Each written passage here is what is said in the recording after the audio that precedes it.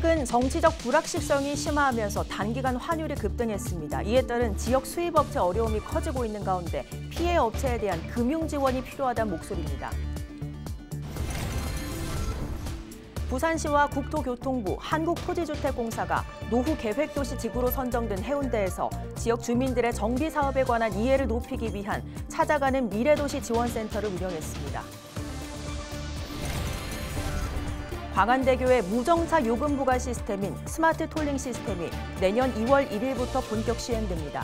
기존 하이패스 단말기 이용 차량은 그대로 이용 가능하지만 단말기를 부착하지 않은 차량은 결제 수단을 사전 등록해야 합니다.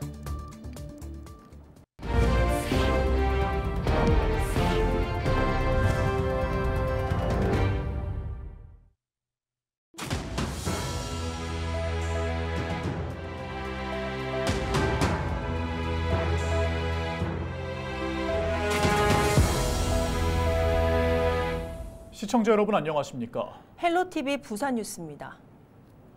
최근 정치적 불확실성이 심화하면서 원달러 환율이 급등했습니다. 원자재를 수입해 국내에 판매하는 기업들의 경우 타격이 큰 것으로 확인됐는데요. 거래처와 장기 계약을 맺고 납품하는 경우가 대부분으로 고환율을 중소기업이 대응하기 쉽지 않은 상황인데요. 대책은 없는지 차선영 기자가 보도합니다. 원달러 환율은 비상계엄 사태 이후 2주일 만에 30원이 넘게 뛰었습니다. 비상계엄 사태 이전 1,400원 선에서 등락 추세를 보였던 환율은 18일 12시 기준 1,436원을 기록했습니다. 올해 1월 1,300원대에 진입한 이후 1년 사이 100원이 넘게 오르면서 지역 수입업체의 어려움이 가중되고 있는 것으로 나타났습니다. 부산 상공회의소가 지역 수입 기업을 대상으로 긴급 모니터링을 한 결과 비철금속 수입업체로 해외에서 원자재를 수입해 철강 기업에 납품하고 있는 철강 유통업체 A사는 원자재 가격 변동에 민감한데 회사 자체적으로는 환율 방어가 어려워 무방비 상태라고 털어놨습니다. 또 에어컨 냉매가스 수입업체인 B사는 환율 급등에 따른 수익 금액 증가로 원가 부담이 커져 이익률이 감소하고 있지만 기업 차원의 대응 여력이 없다고 밝혔습니다. 달러로 원자재 대금을 결제하는 수입업체의 경우 1, 2원이라도 단기간에 환율이 오르면 그만큼 손실이 커지고 있습니다. 탄핵안 가결로 정치적 불확실성이 일부 해소됐지만 언제 끝날지 모를 리더십 공백까지 더해져 지역 경제 전반에 먹구름이 낀 상황. 부산시정을 담당하고 있는 저희들로서는 시민들이 안심하고 일상을 영위할 수 있도록 해야 할 것이고 또 부산시가 그동안 추진해왔던 일들이 이런 일로 인해서 조금 더 차질이 있어서는 안 된다고 생각을 합니다. 중소기업이 개별적으로 대응하기 어려운 만큼 무엇보다 금융지원 대책이 필요하다는 목소리가 나오고 있습니다. 금융지원이나 이런 부분들이 큰 역할을 하고 있는데 실제 예산이 바로 그렇게 반영되는 부분이 아니다 보니까 금융지원이 기업한테 와닿는 정도로 지금 대책이 나온 상황은 아니라서 조금 지켜봐야 될 것 같고. 우선 부산시는 19일 비상경제대책회의를 통해 민생 안정을 위한 긴급 대책을 마련해 발표하겠다고 예고했습니다. 금융기관의 참여 등을 통한 고환율 피해 업체 지원 내용이 포함될지 지켜봐야 할 것으로 보입니다. 헬로TV 뉴스 차선영입니다.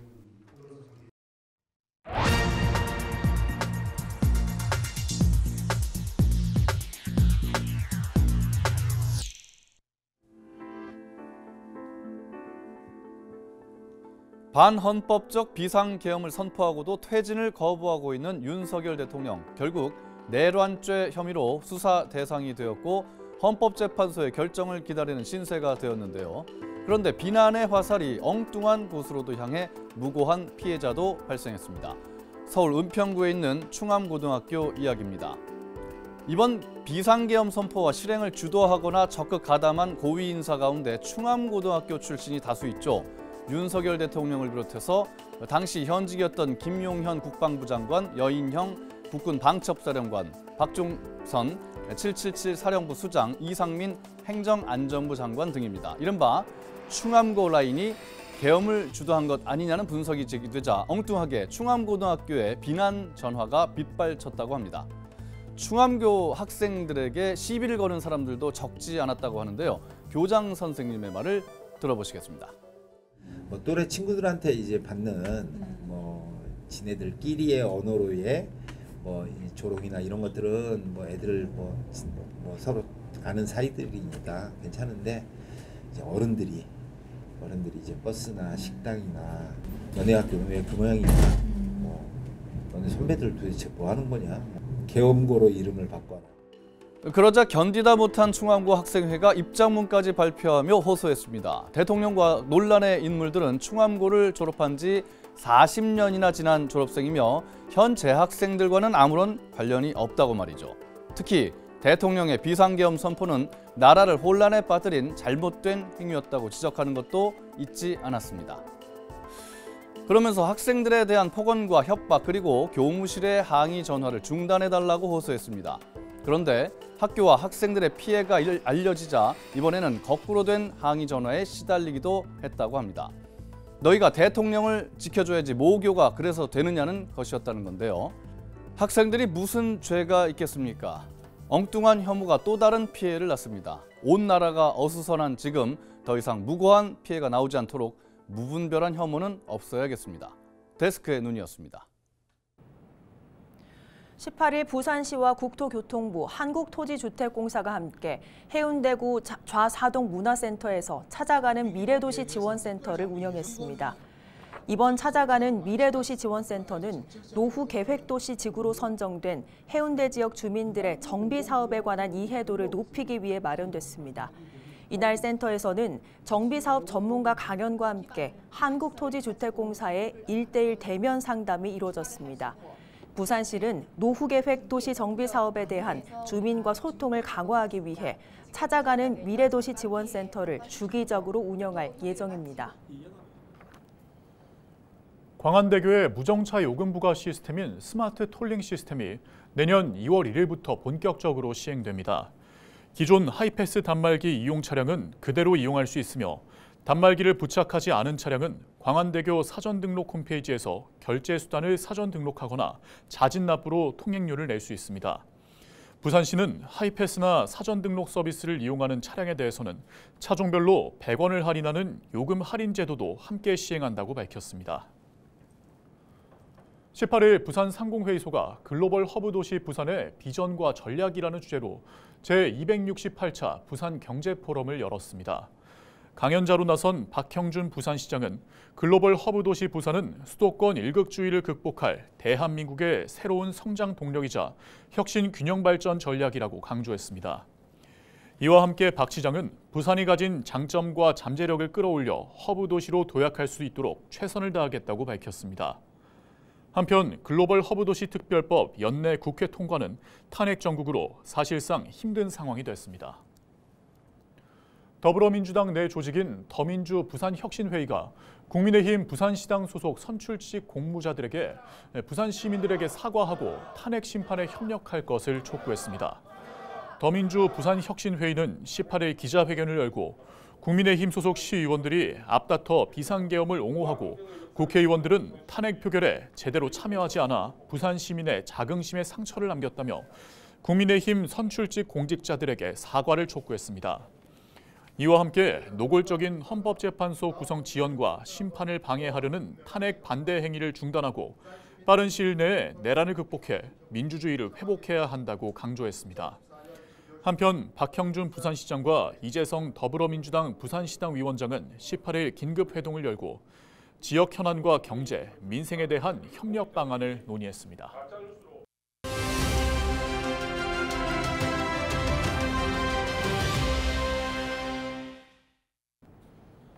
연일 건조한 날씨가 이어지고 있습니다. 부산과 경남 일부 지역에는 건조특보까지 내려진 상황인데요. 당분간 비 소식은 없는 만큼 이 건조한 날씨는 이어질 전망인데요. 자세한 날씨 상황 짚어보죠. 부산지방기상청 이상빈 예보관 전화 연결돼 있습니다. 예보관님 안녕하십니까?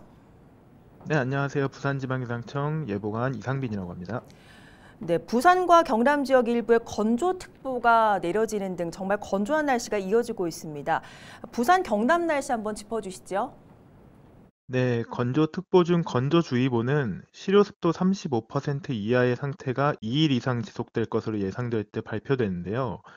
현재 부산과 경상남도 창원, 김해 지역에 건조주의보가 발효 중입니다. 당분간 비 소식이 없는 가운데 부산과 창원, 김해 지역의 실효습도가 40% 이하로 대기가 매우 건조하겠고 경상남도 대부분 지역에서도 실효습도가 45% 내외로 건조한 날씨가 이어질 것으로 보입니다. 실효습도는 5일 전부터의 상대습도에 경과 시간에 따른 가중치를 주어서 산출한 습도로 목재 등의 건조도를 나타내는 지수인데요. 낮을수록 더욱 건조하다고 보시면 되겠습니다. 네, 날씨가 건조해지면서 그만큼 화재 위험도 높아지는데요. 네, 지역민들이 주의해야 할 사항이 있을까요? 낮 동안 기온이 오르면서 상대 습도가 낮아져 대기가 더욱 건조하겠는데요. 바람도 약간 강하게 불면서 작은 불씨가 큰 불로 이어질 가능성이 있겠으니 야외 활동 시 화기 사용 및 불씨 관리에 주의 부탁드리며 쓰레기 소각과 논밭 태우기는 금지하는 등 산불 및 각종 화재 예방에 각별하게 주의하시기 바랍니다. 네, 반면에 날씨는 점점 더 추워지는 것 같은데 앞으로의 날씨 전망도 짚어주시죠.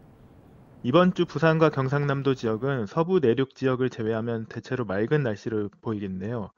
찬 공기가 남하하면서 당분간 경남 내륙 아침 기온은 영하 5도 내외로 떨어지겠으며 낮 기온도 5도 내외로 머물겠습니다. 특히 바람의 영향으로 체감 온도는 더욱 낮아 추워지겠으니 건강 관리에 유의하시기 바랍니다. 네, 말씀 잘 들었습니다. 지금까지 부산지방기상청 이상빈 예보관과 함께했습니다.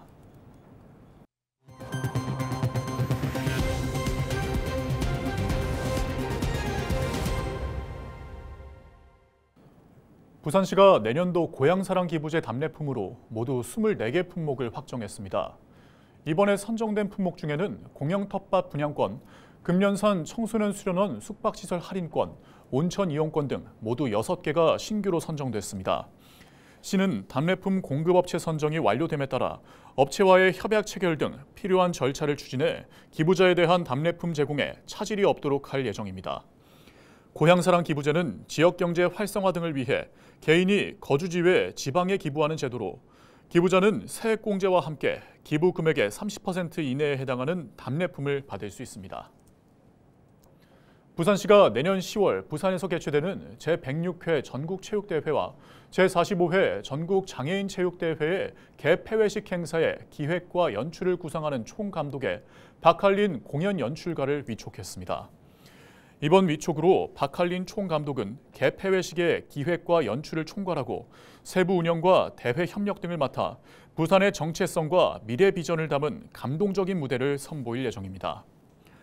박할린 총감독은 어린 시절 부산에서 초등학교와 고등학교 시절을 보냈고 특히 경남여고 연극부 활동을 계기로 뮤지컬과 인연을 맺는 등 부산과 각별한 인연이 있는 것으로 전해졌습니다. 18일 국립 3.15 민주묘지에서 어린이들과 함께하는 모두의 3.15 어린이 체험 행사가 열렸습니다. 이날 참석한 20명의 어린이들은 태극기 바람개비 만들기 체험, 엽서 공모전 수상작 감상, 3.15 의거 당시 학생복 입어보기 등 다채로운 문화체험 행사에 참여했습니다. 국립 3.15 민주묘지는 3.15 의거의 역사적 의의를 알리고 일상 속 보훈의 가치를 실현하기 위해 이 자리를 마련했습니다. 무엇보다 이곳 3.15 민주묘지에 사계절 아름다운 공간들을 활용하여 3.15 의거의 역사적 의미를 온 국민들과 함께 나누는 데 최선을 다할 예정입니다. 김해 동부권 생활체육의 중심이 될 신어시민체육관이 18일 개관식을 열고 본격적인 운영에 들어갔습니다. 신어시민체육관은 사업비 160억 원을 들여 김해 어방동 일원에 연면적 5,474제곱미터, 지상 4층, 지하 1층 규모로 완공됐습니다. 체육관은 체력 단련장과 실내 체육관, 200석이 넘는 관람석 등 다양한 시설을 갖췄으며 지난 8월부터 헬스와 배드민턴, 필라테스 등의 프로그램이 운영되고 있습니다. 신어시민체육관의 명칭은 지난해 시민 공모를 통해 지어졌습니다. 이상으로 뉴스를 마칩니다. 함께해 주신 여러분 고맙습니다.